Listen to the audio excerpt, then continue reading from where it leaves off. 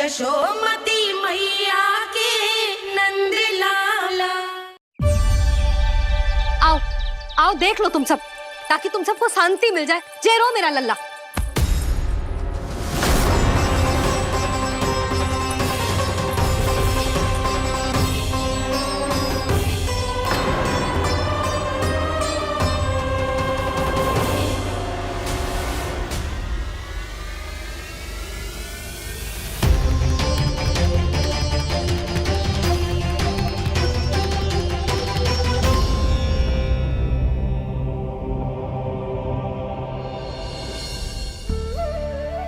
अब सब बाहर क्यों खड़ी हो?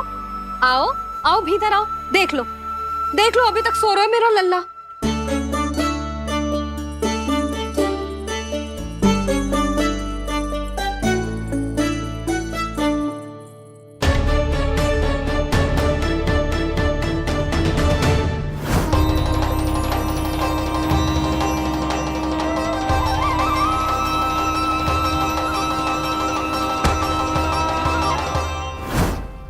पर भाभी, मैं किसे विश्वास कर लूं?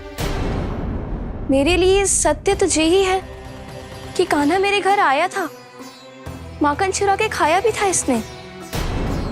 ये जो भी है, कान्हा तो ना हो सकता। जानकी तुझे अब भी संदेह है? हाँ तो रुक, मैं लल्ला का चादर उठा के दिखाती हूँ।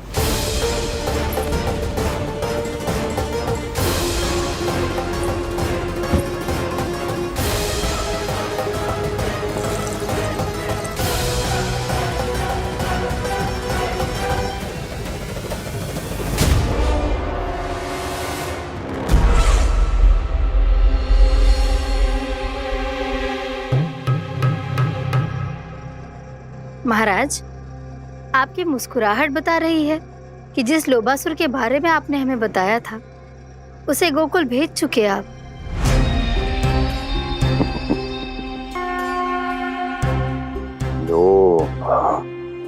इस असुर को कहीं भेजने की आवश्यकता नहीं प्राप्ति। ये तो पहले से ही हम सबके मन में उपस्थित है। अब बस केवल गोकुल वासियों के मन में इस विशेष असुर को जागृत करना होगा और फिर उसका प्रयोग करना है अपने लाभ के लिए।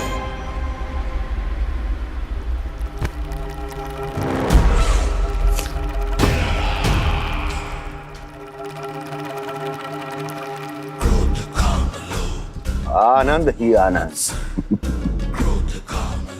गोकुल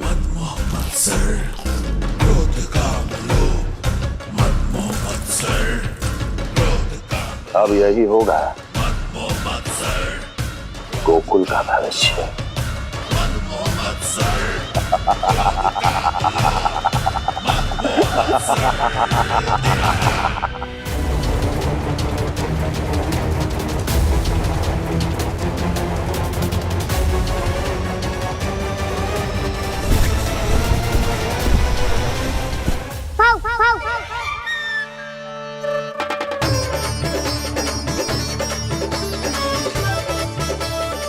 किसी को संदेह हो, उससे पहले मुझे नींद भी होने का स्नान करना पड़ेगा।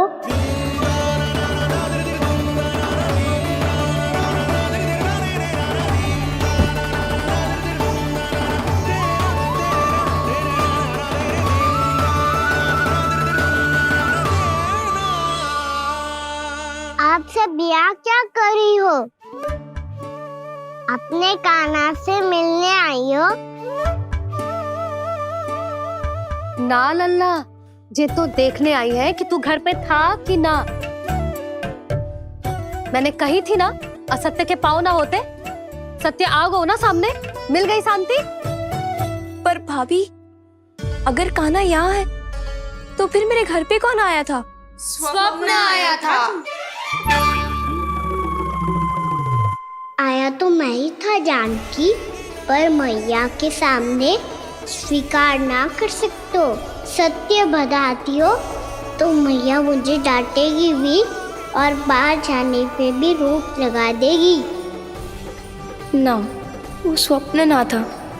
कान्हा ही था। अवश्य ही जे वापस आके फिर से सो गया होगा, पर अब मैं कछु कह ना सकती। कोई मुझ पे विश्वास ही ना करेगा। वैसे तो विश्वास मुझे भी ना हो रहा था कि आज बच पाऊंगा मैं। वो तो भला हो दाऊ का, बिल्कुल सही समय पे पहुंचा दियो मुझे।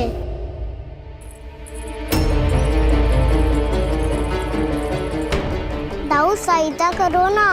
मेरे पीठ पर चढ़ो और दीवार फांद जाओ, और सुनो, पीछे के द्वार से भीतर जाना।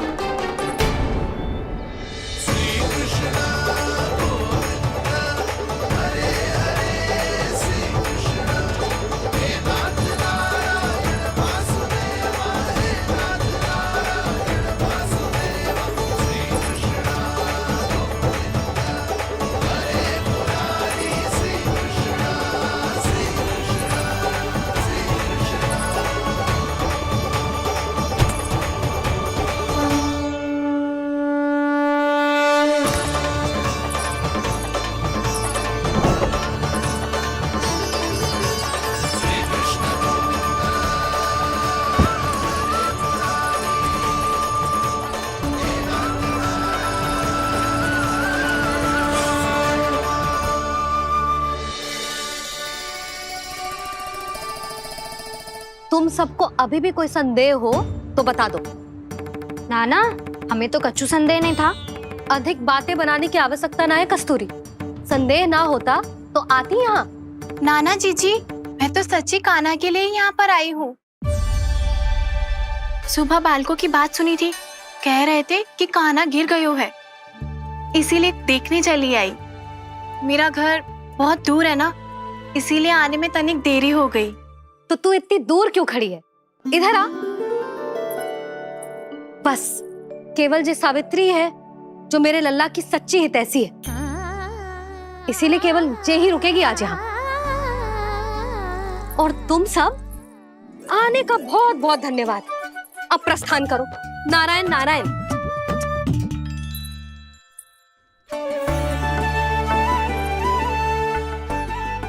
क्या हुआ है आज? मुझे कछु ना पतो, पर कम से कम मेरी इच्छा तो पूरी हो गई। यही तो मेरा उद्देश्य था जानकी। जानकी, कछु और संदेह है क्या?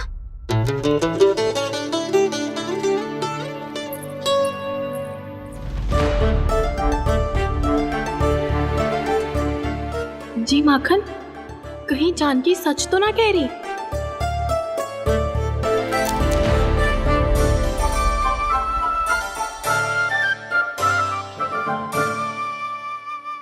मैंने फिर से गड़बड़ कर दी। सावित्री मौसी अब मैया को मत ही बता देना। यदि सच में कान्हा ने जानकी के घर माखन खायो है, तब तो बहुत सौभाग्यशाली है वो। चाहो तो ये सौभाग्य आपको भी मिल सकता है मौसी। जानकी के स्थान पर यदि कान्हा ने मेरे हाथ का माखन खायो हो तो मैं किसी को कुछ ना बताती, बल्कि प्रसन्नता से खिलखिल जाती। तो फिर अगला घर आपका।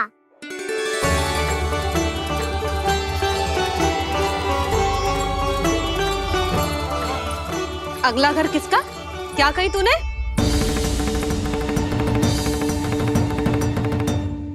वो मैया, वो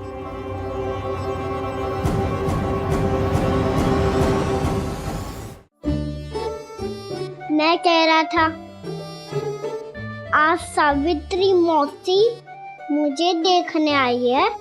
अगली बार मैं इनसे मिलने घर चले जाऊंगा।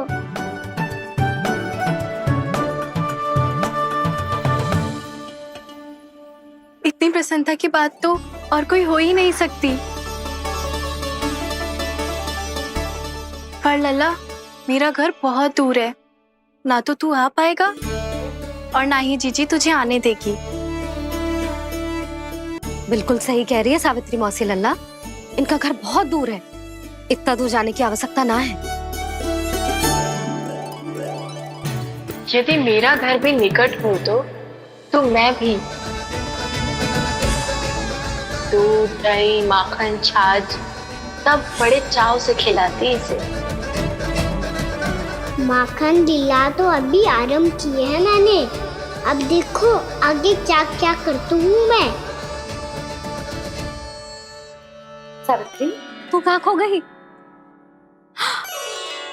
लो कर लो बात, तुम इतनी दूर से आई हुई हो, मैंने अभी तक कछु खाने को भी ना पूछा। अरे ना ना जीजी, मैं तो बस कान्हा को मिलने आई थी।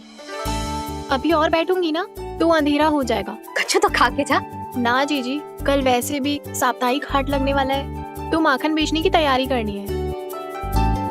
नारायण नारायण।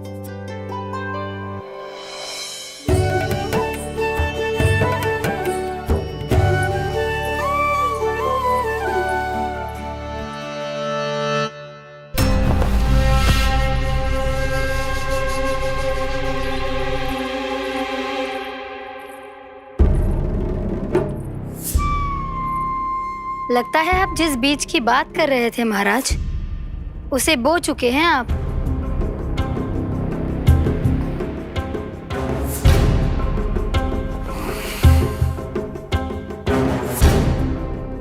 बिल्कुल सही पहचाना प्राप्ति। इस समय मेरा बोया लोभ का बीज गोकुल वासियों के मन की भूमि पर महत्वाकांक्षाओं का पोषण पा रहा है। अब तो केवल सुबह तक की प्रतीक्षा है। सूर्य उगते ही गोकुल में लगेगा हाट और पनपेगा लोभासुर।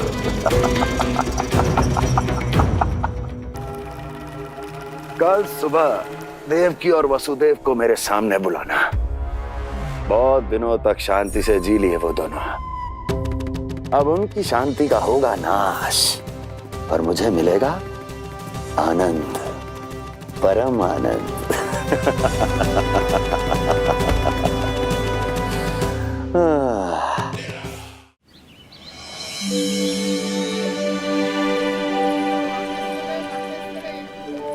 ये हम कहाँ है बाबा? क्या हो रही है यार? ये साप्ताहिक हाट है लल्ला, मैंने सोचो मंदिर जाते जाते तुझे ये भी दिखा दूं। हाट? हाँ लल्ला, सप्ताह भर गोप गोपियां जो दूध दही माखन इकट्ठा करते हैं ना, उसे यहाँ लाके उन ग्राहकों को दे देते हैं जिन्हें उनकी आवश्यकता है। जीती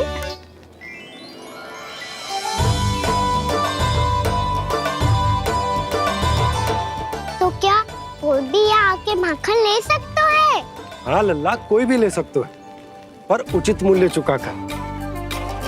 कभी कोई व्यक्ति सिक्के दे तो है, तो कभी कभी कोई दूसरी वस्तु दे तो है, और कभी कभी तो विक्रेता की सेवा करके अपना मूल्य चुका तो है।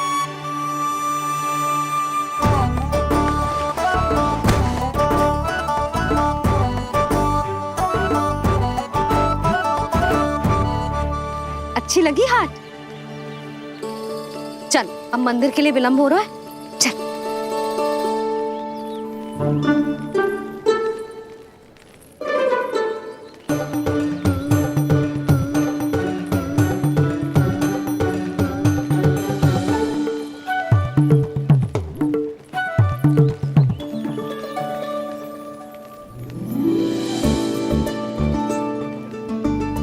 ना ना ना ना,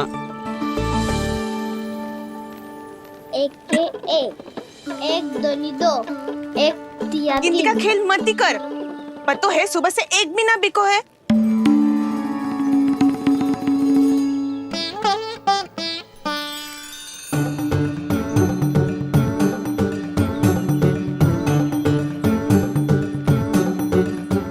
अरे मैया को अकेले छोड़ के जाएगो?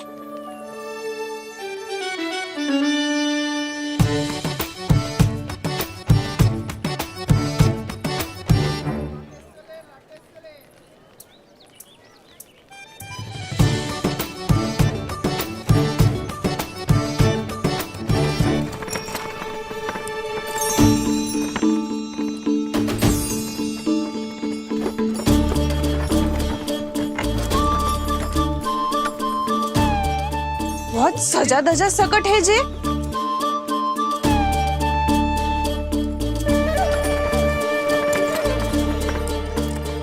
थाट बाट है कौन जे? अवश्य ही कोई धनवान व्यक्ति होगो।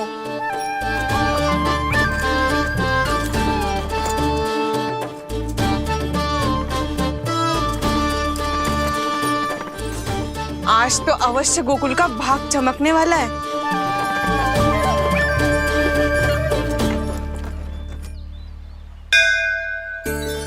चाय कर लल्ला।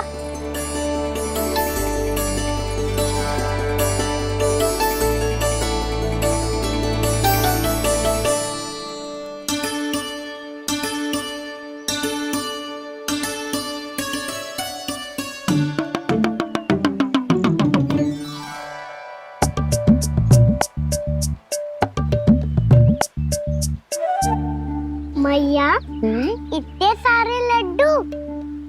हाँ लल्ला, प्रतीक्षा कर लल्ला, भोग तो लगाने दे।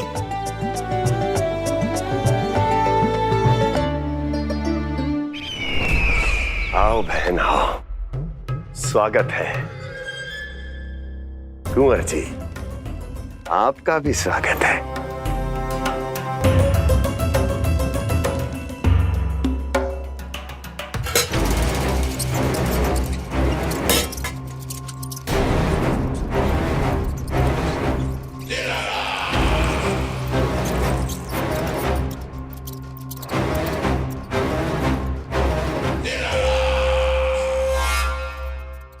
जानते हो,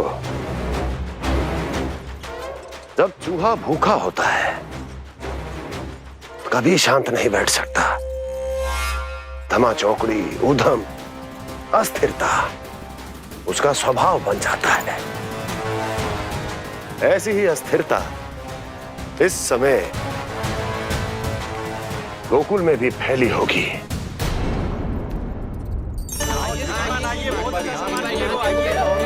आइए श्रीमान, यहाँ पधारिए, बहुत अच्छा माखन मिलेगा। आइए श्रीमान, बहुत अच्छा माखन है। आइए श्रीमान। आइए श्रीमान, आइए, बहुत अच्छा सामान मिलेगा। श्रीमान आइए, आइए श्रीमान, आइए, बहुत अच्छा सामान मिलेगा। एक बार यहाँ देखो।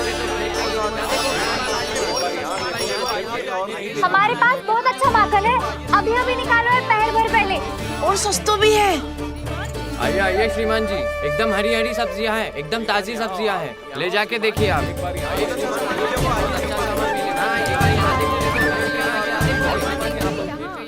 वसंता, तू भी कछु बोल। मैं क्या बोलूं मैया? अच्छा माखन तो पूरे गोकुल में मिलेगा, पर सबसे अच्छा माखन केवल मेरे पास मिलेगा।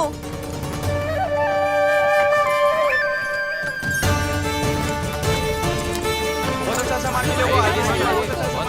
मिलेगा। एक बार यहाँ देखोगे तो कहीं और ना देखोगे।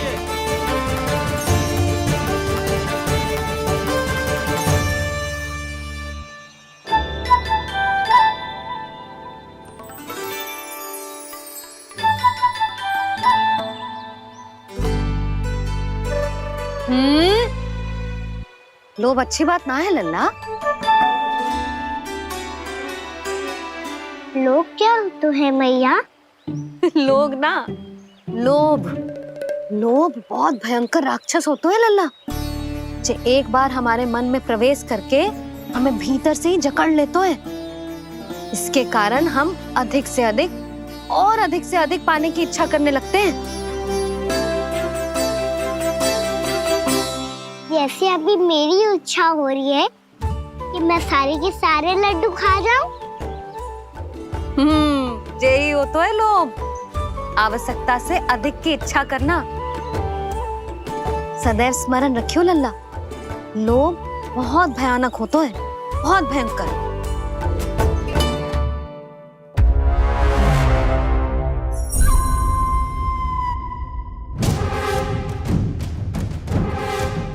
जानते हैं, जिसमें तनिक भी लोभ हो वो सबसे आसानी से और सबसे पहले जाल में फंस जाता है।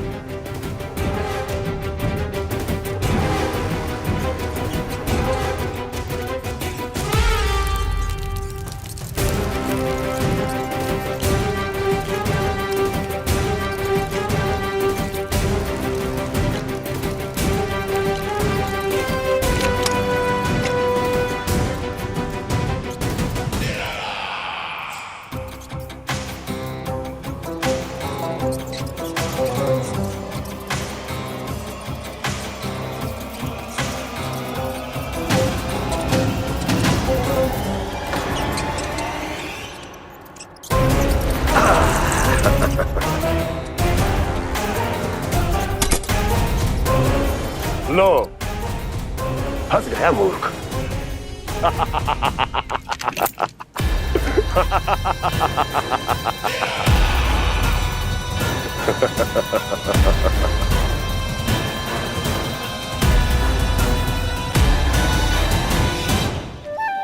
सब झटक लूंगा।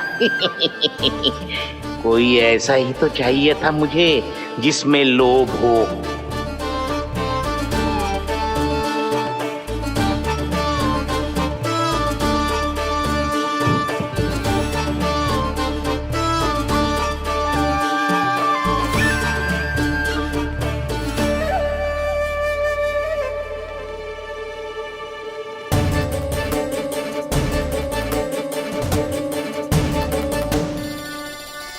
पर मैया, ये लोग इतना भयानक क्यों होता है? भयानक इसलिए होता है लल्ला, क्योंकि जो भी इसके चंगुल में फंस जातो है ना, वो अपना शुद्ध बुद्ध, अपना विवेक सब खो देतो है और अनुचित निर्णय लेने लगतो है। वो कहावत ना सुनी, विनाश काले विपरीत बुद्धि।